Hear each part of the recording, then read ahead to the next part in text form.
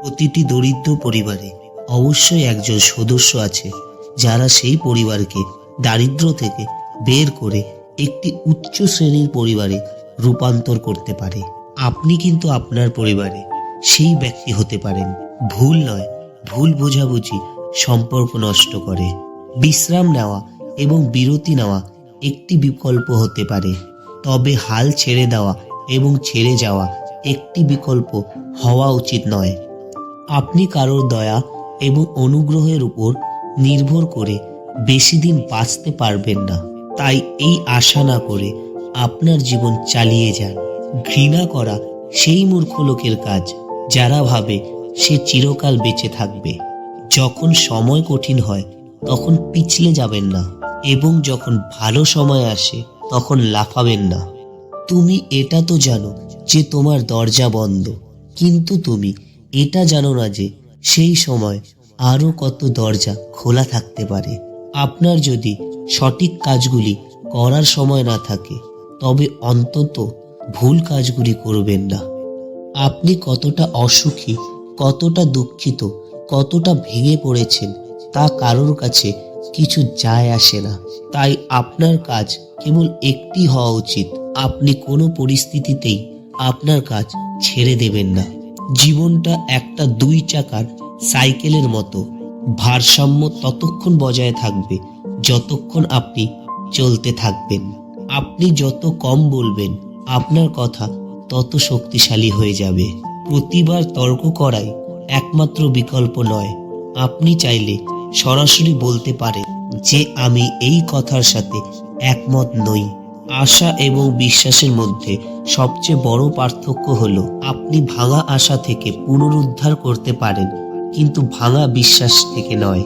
যদি আপনার শৈশব স্মরণীয় না হয়, তবে আপনি ছোটদের শৈশবকে স্মরণীয় করুন, কারণ আপনার যেমন একটিমাত্র শৈশব ছিল তেমনি তাদেরও একটিমাত্র শৈশব আছে।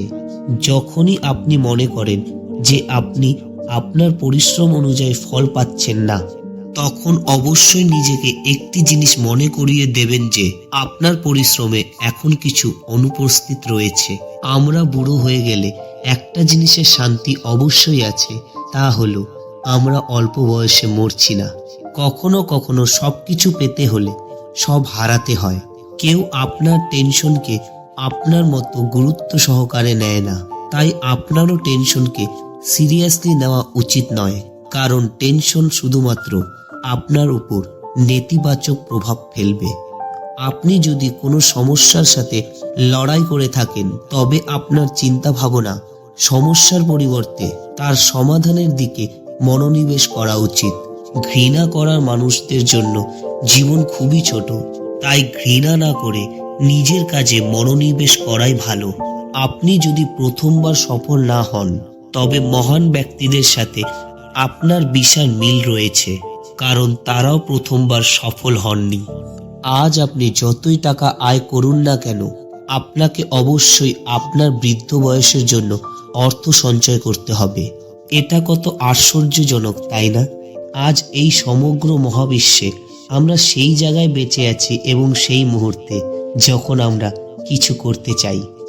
লোকেরা আপনার সম্পর্কে কি ভাবছে তা চিন্তা করা আপনার কাজ নয়। আপনি যদি তাদের কাজ করেন, তাহলে আপনার কাজ কে করবে? ক্ষমা করতে শিখুন।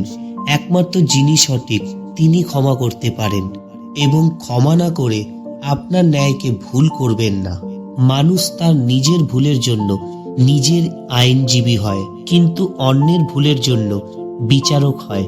একজন বোকা মানুষের মধ্যে কখনোই দোষ খুঁজবেন না, কারণ এটি করলে সে আপনাকে ঘৃণা করবে। কিন্তু আপনি যদি একজন জ্ঞানী ব্যক্তির মধ্যে দোষ খুঁজে পান, তবে তিনি আপনাকে ঘৃণা করার পরিবর্তে আপনাকে ধন্যবাদ দেবেন।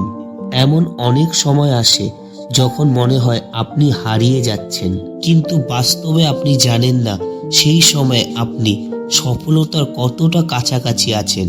এই বিশ্বে সবচেয়ে সুন্দর জিনিস দেখা বা স্পর্শ করা যায় না, তা শুধুমাত্র অনুভব করা যায়।